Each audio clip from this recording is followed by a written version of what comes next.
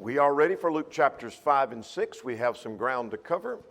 These are long chapters for those who are either visiting with us or watching, and there are a number of people who watch from time to time online as these are posted later.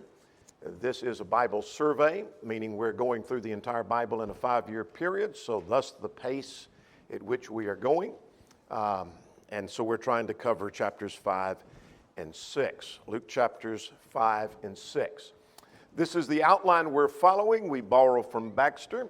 We're in the Gospel in Galilee section as he has outlined it here. And so he is dealing, as he's outlined it here, dealing with the Galilean ministry, where we saw Mark got to that rather quickly because of the fast pace with which he writes. And Matthew took a little more time to get to that. So that's where we are. Let's review our chapters. Chapter 1. Birth of John and the announcement concerning Jesus and his birth. Chapter 2, birth of Jesus and the childhood of Jesus. Chapter 3, preaching of John the Baptist. And then last week, chapter 4, temptation and the beginning of his ministry. Now that's where this Galilean ministry begins. And so we're continuing that ministry here in chapter 5. Let's go to question number 1 for today. Main point of chapter 5. All right, here's the Galilean ministry, and what's he do at the beginning of his ministry, as he did in the other accounts? He calls the disciples together. There are miracles that are mentioned here, but chapter 5, calling of the first disciples and miracles, I call the chapter. We have the calling of Matthew, but before that we have Peter, James, and John are called to be followers and be his disciples. And then chapter 6, we take these disciples that he's called, and he chooses them and names them as apostles. Make sense? That's what's being accomplished. Chapter 6 is going to also deal with, if we want to jump ahead to question 7, it deals also with the calling of the disciples and what else? A major event. Sermon on the Mount. A smaller version of that than we have recorded in Matthew where? You tell me. Chapters 5, 6, and 7. All right. And so that's our go-to section to find out what was found in the Sermon on the Mount. However, Luke is going to insert some things that are not found in Matthew 5, 6, or 7, and we'll flag that as we go along. All right, let's get underway. Chapter 5, beginning at verse 1. This is the miraculous catch of fish found in verses 1 through 11. And as a multitude pressed about him to hear the word of the Lord, he stood by the lake of Gennesaret, the text says. Well, what is the lake of Gennesaret? Well, that's the Sea of Galilee. The land that was south of Capernaum, Capernaum is here at the northern end of the Sea of Galilee. The land that was to the south and on the western side was often referred to as Gennesaret. Thus, the lake of Gennesaret would be the Sea of Galilee. The sea itself was often referred to as the Sea of Tiberias. So we take it that it's on this shore over here, somewhere along this shore is where this scene takes place. Now, what does he find when he gets there? Saw 2 boats. Both of them are empty. They're fishermen, which included Peter, James, and John. There's the father that's not mentioned here, but mentioned in Matthew 4, who was a part of the team. And what else does he find them doing? Washing their nets. What does that indicate to you?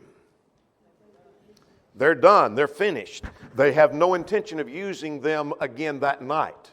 So they fished all night, and they've caught nothing. And they're washing their nets. They're done, they're finished, they're through. Now, let's make a parallel to that. Let's imagine you are a fisherman and you're out at the lake and you have fished for hours and hours and hours and you've caught nothing. You've tried every bait you have and you've caught nothing. And you pull the boat in and put it on the trailer and you get all your tackle and you've got it back in the box and you've got your rods and reels and you're putting them back in their place. What does that indicate? You're done. You're finished. And suppose I came along and said, if you'll take your line and cast it out one more time, I think you'll catch something. What would be your reaction? Done. You're crazy. After all, these are professional fishermen, aren't they? And here is a carpenter that comes along and says to them, launch out into the deep. So let's look at verse 3. He got into the boat and he taught, put out a little from the land. He taught the multitude. And when he had stopped speaking, what the content of the message was, we're not told. But I know it was the gospel of the kingdom, according to chapter 4 and verse 23. And then he says to them, launch out into the deep and let down your nets for a catch. And what does Peter say?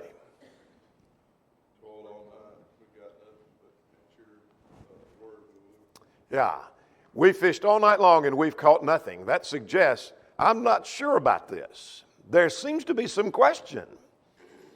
We fished all night and we haven't found a thing out there. Notice this word nevertheless. BDAG says it means in spite of. In spite of that, in spite of the fact that we haven't caught a thing, we fished all night, we've had 2 boats, we've had all these nets, and we've caught nothing.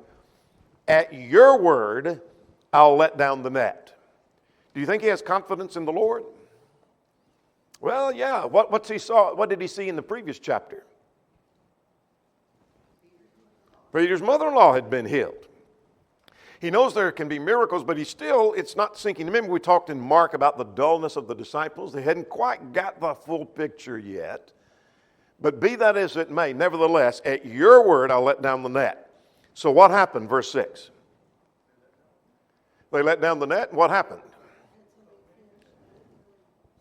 Yeah, they filled one boat, they motioned for the others to come, they filled the other boat, and both boats began to sink. That's quite a catch. Wasn't it they just had a successful night? This was the most successful night they'd ever had. And then he says, then what happens? Verse 8. Depart from me, for I'm very good, a sinful man, O Lord. Why would he say that? We have a question on that. Question number 3. Why would he say that? One thing he realized is this was miraculous. I mean, they fished all night, and all of a sudden this man tells them to throw the net out and catch all this fish. He's like, this is... Exactly. He's seen miracles before. We know that from chapter 4. This seems to be a turning point. It is not that I don't want to be around you. Depart from me. I want you away from me. It's not that he's afraid of Jesus, but depart from me because I'm unworthy to be in your presence, one who could work a miracle like this. This is a turning point for Peter. And so he says, depart from me. It's a deep humility. For he and all that were with him were astonished at the great catch of fish. And so were also James and John. And what did Jesus say to them at verse 10?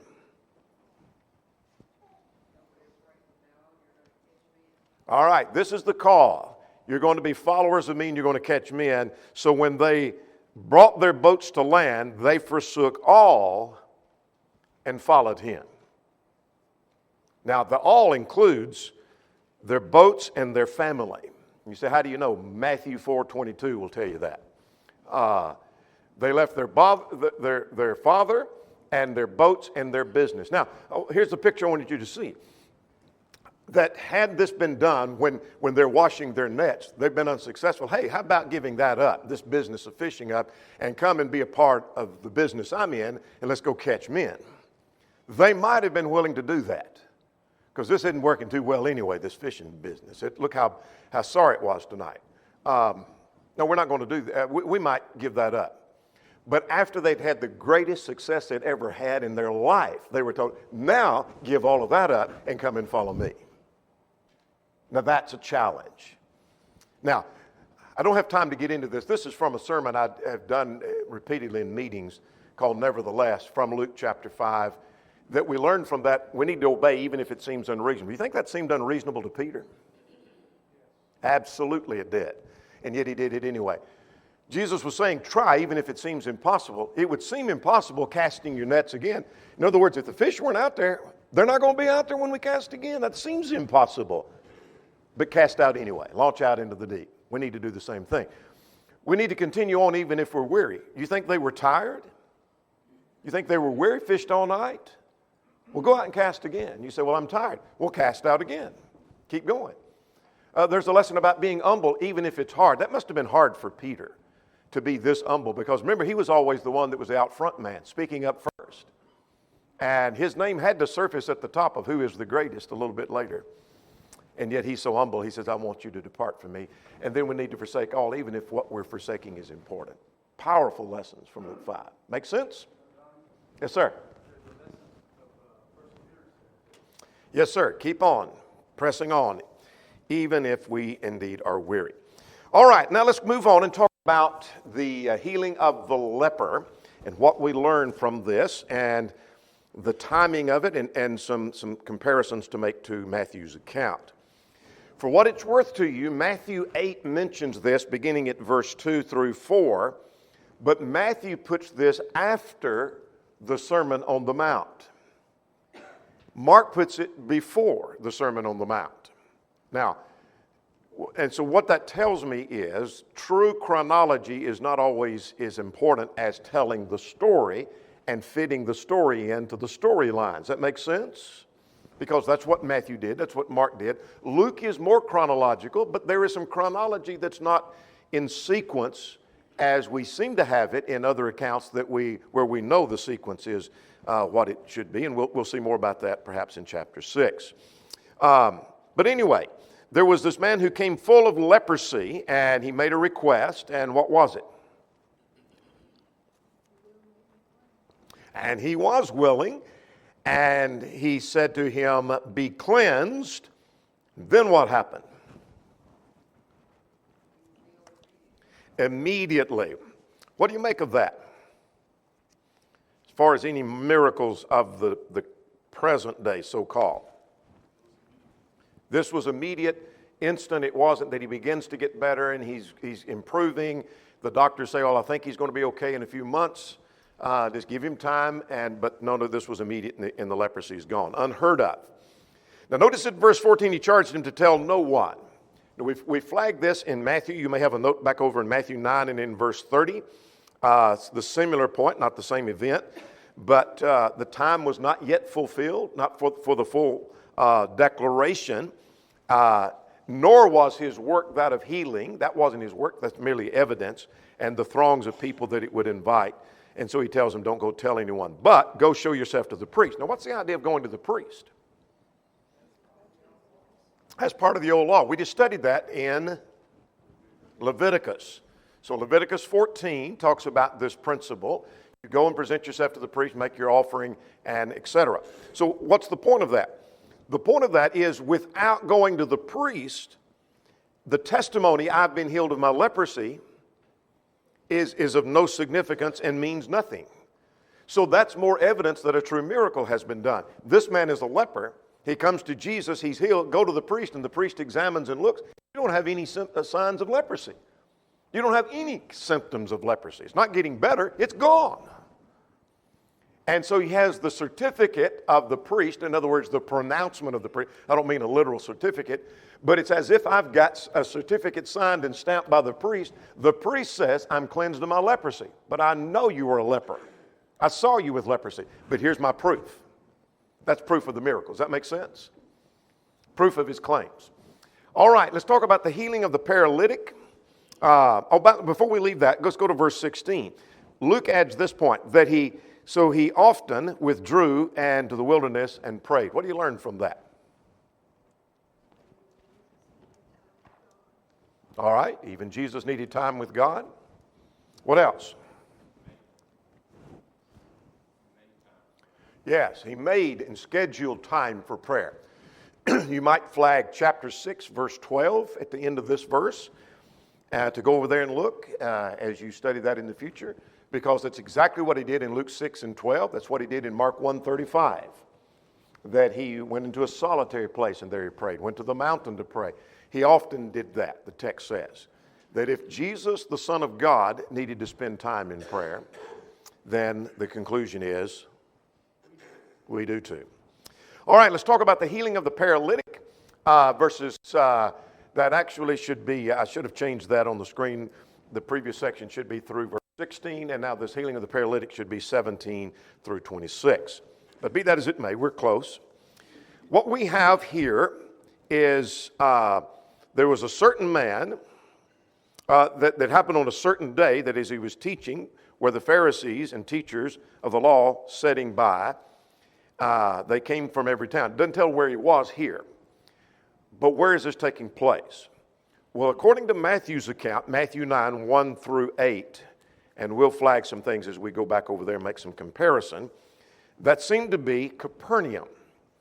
And you say, well, I turn over to Matthew 9 in verse 1, and it doesn't say Capernaum. It just says his own city. Well, jump back from there. You may have a flag at chapter 9 and 1 of Matthew that chapter 4 and 13 of Matthew says Capernaum was that city.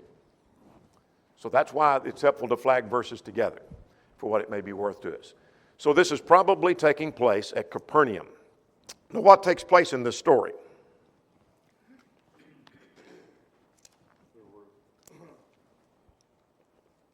This man needed to be healed, and he could only get there by being carried. And the only way they could get to him was to let him down from the roof.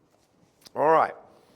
Perhaps a mud roof, a grass roof, a flat kind of roof. So it's, if you're picturing a metal roof or an asphalt roof, as we would have, a little difficult.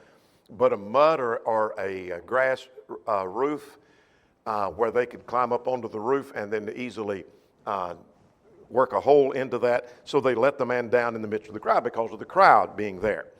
And here's a man that can't walk, and they let him down in the midst. Now, look at verse 20. When Jesus saw their faith, not the man's faith, he's talking about the ones that bore him and brought him, that they had enough faith that if we can just, we'll go to the trouble of breaking open the roof rather than saying, well, the crowd is too busy. We can't get in there. We can't get him. But we'll take him up on the roof, tear a hole in the roof, and let him down. Jesus will do something. And so when he saw their faith, he said, man, your sons are forgiven you. Now, what was the reaction? Yeah, your sins are forgiven you. Now, what was the reaction? They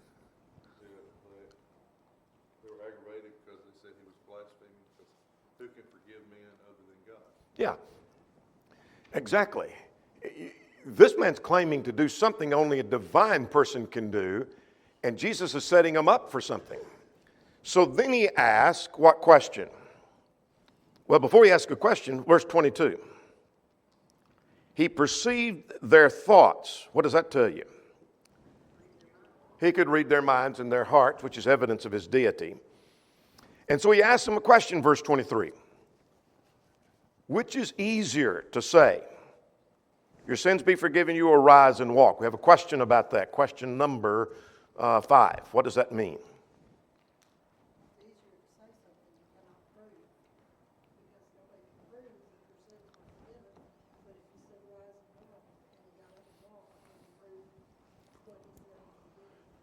Absolutely. It would be easier to make a claim, I can forgive sins, your sins be forgiven you. How do you know whether that's done or not? Do I have the power to do that? So that's easier to say. It's harder to say, rise and walk, because you've got to provide some proof of that. You've got to see some result of that. That's something where we're going to see a change. And so they think perhaps they've got him because, well, he just said then, so he's going to give the power. Now, here's another evidence. Look at verse 24. But that you may know the Son of Man has power on earth to forgive sins.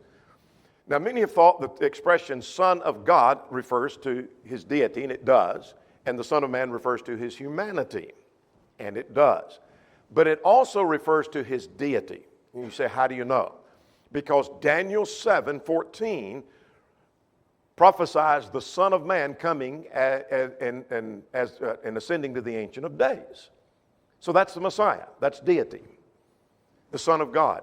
So when Jesus made a claim of being the Son of Man, not only was he claiming to be humanity, he's also claiming to be deity. Does that make sense? So if I were going to argue for the deity of Christ, one of the things I would find is all those references to being the Son of Man. That's part of the evidence. Powerful point. Now what does he do at verse 24? He told the man, rise and walk, and the man immediately got up and walked. So what did he just prove? He proved two things. He proved that he could work miracles, and if he could do that, then he could forgive sins. So we saw four evidences right there. One is he perceived their thoughts, and they had to know that. He can forgive sins. He can work miracles. And he claimed to be the Son of Man. And if he could work the miracle, he is the Son of Man. So the story of the healing of the paralytic is packed full of evidences of Jesus. Now, at verse 20, they were filled with fear, and they said what? We've seen incredible or strange things today. Mark 1's account said, we've never seen anything like this. Well, I guess not. We've never seen anything like this. A man being let down and he told immediately rise and walk, and he did. And a man who perceived our thoughts, and a man who claimed to be the Son of God. We've never seen anything like this. This is strange. This is different. This is incredible. All right. Let's move on to the calling of Matthew in verses 27 through 30. If you want to flag Matthew 9, and in verse 9, here he's identified as Levi, but we know Levi referred to the man we know as Matthew. Matthew 9 and in verse 9. Mark 2 is also a parallel account. What do you see in this story? Matthew was a publican. He was hated among the Jews because he did the work of the Gentiles, plus some of the publicans took money for themselves. All right. A couple of things that mention here, good comments, that are not mentioned in the parallel accounts. One is he left all, verse 28, and rose up and followed him. Same thing Peter, James, and John did. Left everything they had. And so this is a powerful point. Quite often we're willing to follow the Lord, but I'm not willing to give up everything. I'll give up something, but I won't give it all up. With Matthew, with Peter, James, and John, they were willing to give up anything and everything that was necessary to follow the Lord. The second thing is, this is not a big deal, but verse 29, Matthew's account mentions there was a feast that Matthew was present at, but Luke tells us it was a feast in his own house. And he had this feast, and the Pharisees murmured, why does he eat with tax collectors and sinners? And what was Jesus' answer to that? Yeah. You don't need a doctor or physician. If you're well, it's those that are sick.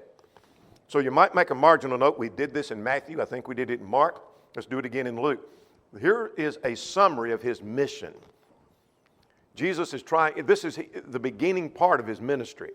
And what he's trying to tell his disciples and the world, this is what I'm about. This is my mission. He's not trying to bring social justice to an unjust society. He's trying to bring salvation. And so these people are spiritually sick, and I'm trying to bring salvation to them. This is my mission. Now look at verse 32. He came not to call the righteous, but the sinners to repentance, suggests the idea of compassion, that he's coming to do his work with compassion. All right, now let's move on and finish this chapter by dealing with why the disciples do not fast. We've seen this in Matthew, we've seen this in Mark, but Luke adds a little information, a little different twist to it that we haven't seen, so we'll get to that here in a second. At least I don't remember seeing it. Maybe we did. So why do the disciples not fast?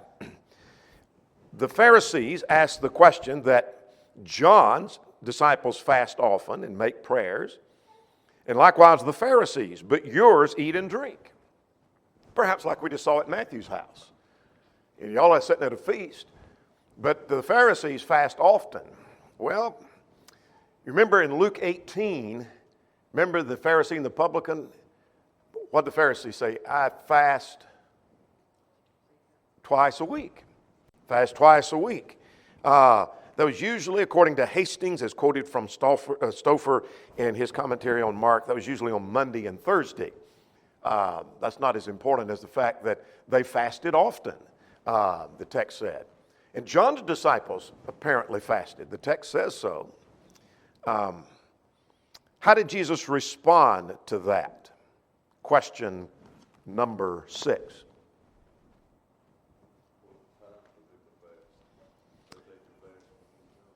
Yeah, this is not the time. It's inappropriate. You do that when the bridegroom is gone. Now, let's look at a couple of things because Luke shifts something toward the end that we'll get to in a moment.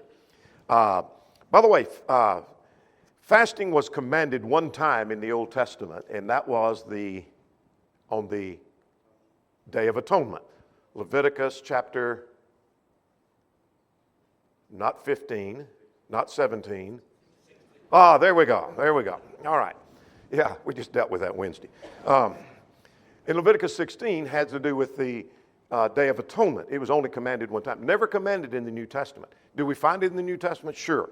But here is a case, like at verse 35, fasting was an effect or result and not something that God commanded to be done, that I'm going to fast because God told me to. Does that make sense? So do we ever fast? Well, sure you do.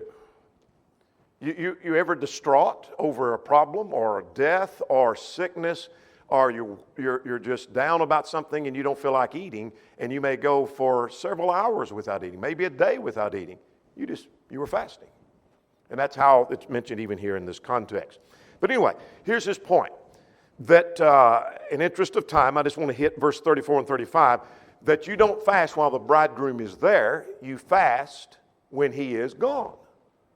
It's not time for them to fast. When I'm gone, they're going to be distraught, but I'm with them. So it's inappropriate for them to fast right now. All right? That's illustration number one. The second is, and some think that the next two illustrations are separate and apart from the first one. I still think it carries the idea of being inappropriate. Let's approach it that way, and then I'm going to come back and add another thought.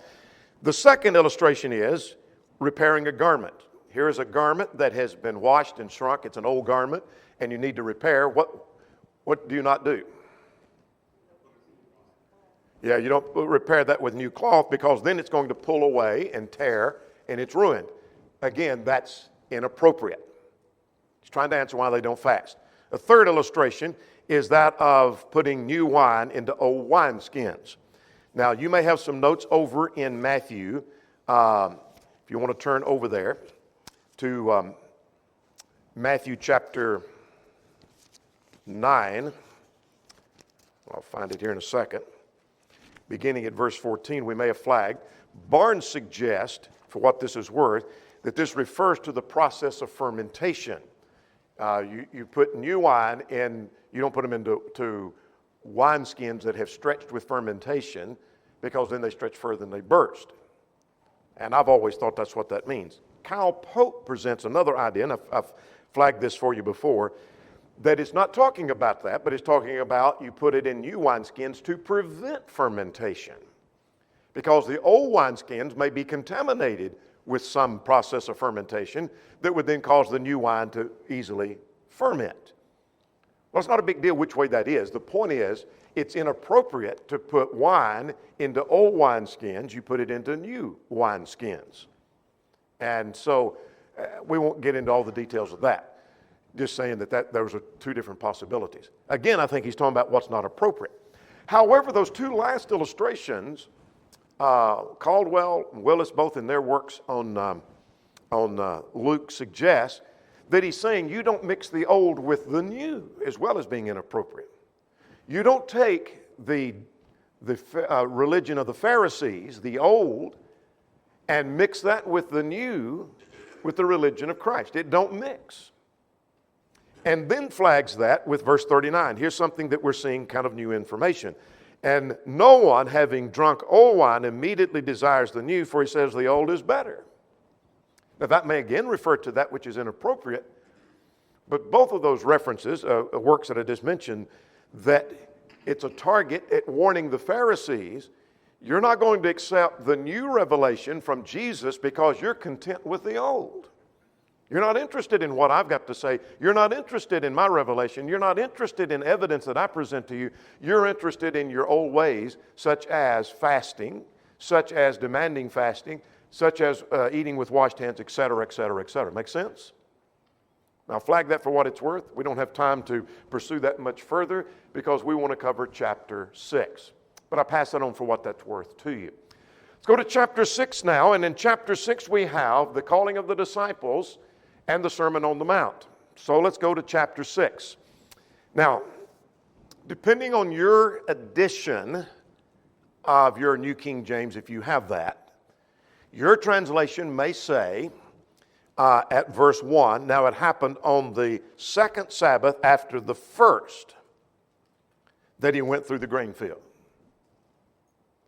And you say, I've got it. I just read from the New King James. You look at your New King James, you say, mine reads different. I've mentioned this multiple times. The New King James is updated every year.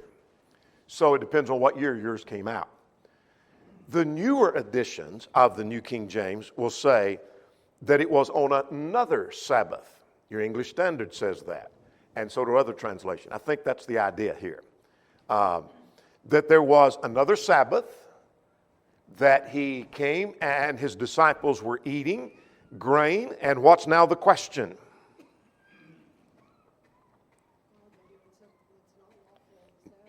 Yeah, why are they doing that which is not lawful on the Sabbath? By the way, this is a classic case where Luke is mentioning things out of sequence. Probably mentions it here to show Jesus is Lord of the Sabbath. But Matthew doesn't mention this to chapter 12. And we without giving evidence now, and I don't have time, that probably Matthew's account is the more chronological one on this, that this comes in at Matthew 12. So, but he mentions it out of sequence. But anyway, how does Jesus answer that when your disciples are doing that which is not lawful?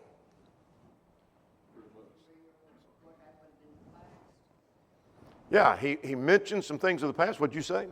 I was going to say, jumping ahead, I guess, that he was telling them that they didn't have no problem with what David did, that they did what these disciples did. Excellent point. So let's talk a little about this just for a moment. And then we're going to have to move on to, I want us to see if we can get an overview of the rest of the chapter in the few minutes we have. Look at verse 4 that he mentions David did that which was not lawful. Some think that, you might underline that, and then get ready to turn over to Matthew 12, and we're going to flag some things there because Matthew 12:7 is going to be a key to understanding any of the parallel accounts on this. Some think that what Jesus is saying is, hey, they may have violated the law, big deal. David did too, big deal. That's not what Jesus is saying. He's actually focusing on their inconsistency. Did the disciples do wrong? No. Did the disciples sin, and had they violated the law of Moses? No. I'm going to give evidence of that here in a moment. Did David do wrong? Is he saying, well, David did it, and it was okay? No. David did wrong. How do I know David did wrong? Look at verse 4 of our text in Luke 6. David did that which was lawful? Not lawful. It's only for the priest. I'll take Jesus at his word. David did what was not lawful. Well, what about the disciples? Let's go to Matthew 12, and in verse 7, he refers to them as being, look at the end of verse 7, guiltless. Doesn't sound like wrong. I think what he's doing is flagging their inconsistency. That David did wrong, y'all don't have a problem with that. The disciples did not do wrong, and you do have a problem with that. He's showing they're inconsistent. You don't really care about the law, because if you did, you'd say David did wrong. But no, y'all don't have a problem with David, but you do have a problem when somebody doesn't violate the law because he violated your tradition. Now, we're going to have to leave that and move on. Let's talk about the healing of the man with the withered hand. Luke mentions his right hand. None of the other accounts mention that. And this was a question. As you parallel the accounts, Matthew's account mentions one thing, Mark mentions something else, and Luke. But on one occasion, they asked Jesus, is it lawful to heal? On another, another account, Jesus asked them. Which way was it? Yes, both. Because if both are recorded, both happen. He both asked them and they asked him. And notice at verse 11, here's what I wanted to flag on that one. They were filled with rage and discussed what they wanted to do. Matthew and Mark mentions they wanted to kill him. You might flag that. This is the first reference. Now, I'm discounting Matthew and Mark because we're picturing as if we start with the beginning of the birth of Christ on through chronologically. This is our first reference to their intent to kill him. We haven't seen that before. And so we know that from Matthew's account, Mark's account, parallel accounts. And I notice also they're ignoring the evidence. Now let's go to verse 12. Jesus prayed all night. He went to the mountain to pray and continued all night in prayer unto God. A lot of lessons to learn. He made time for prayer. He scheduled time for prayer. Was that one continuous prayer? Was that several different prayers? I don't know, but he prayed all night. Now, I had a question here, and so I'm going to, in interest of time, rather than ask it, just give you the answer. Verse 11. What's implied as we go to the next verse? He must have been praying about these disciples, choosing the disciples. And he said, how do you know? Because he prayed all night, and then the very next thing he did was go and choose 12, whom he named apostles. He prayed before an important decision. Prayed all night. Maybe we need to do much the same thing. Then I'm going to skip over 17 through 19. That's just a multiplicity of healings. So he healed a number of people. It's not that that's unimportant, but I want to move to the Sermon on the Mount. There's the Beatitudes section. Now, this is a brief summary where 3 chapters are devoted to this in Matthew. So we've got about a minute, maybe 2 minutes to go, so let's see what we can do with this. There's the Beatitudes, and I'm going to summarize those in just a moment. And then there's the woes section. That section, 24 to 26, that we just noticed, is mentioned here, but not in Matthew's account. But it's the opposite of what we see in the Beatitudes. Woe to those who are poor. That is talking about who are spiritually destitute. They're spiritually bankrupt. And theirs would be the kingdom of heaven. Those who are spiritually hungry. Those who weep, that should say instead of will. I don't know why that happened. But those who weep, they're weeping for their sins. And blessed are those who are persecuted. Now the woes are just the opposite. Woe to those that are rich. They don't recognize their poverty. Woe to those who are full. They don't have the hunger. Woe to those who laugh. They're not weeping for their sin. Woe to those who, when all men speak well of you, you're not living the kind of life that causes you to be persecuted. You see, it's just the opposite. Does that make sense? Up and down, Jess? Back and forth? No. Time is short. All right. Now, let's go back to and finish the rest of the sermon. Now, starting at verse 27, being good and loving to all, this is at the end of chapter 5 of Matthew. And so, in Matthew, the point is the righteousness of the kingdom goes further than the Old Testament law. That's his point. So, love all men. There's to be love for all. Let's jump down to verse 36. Therefore, be merciful just as your Father is merciful. Matthew's account mentions that as being perfect.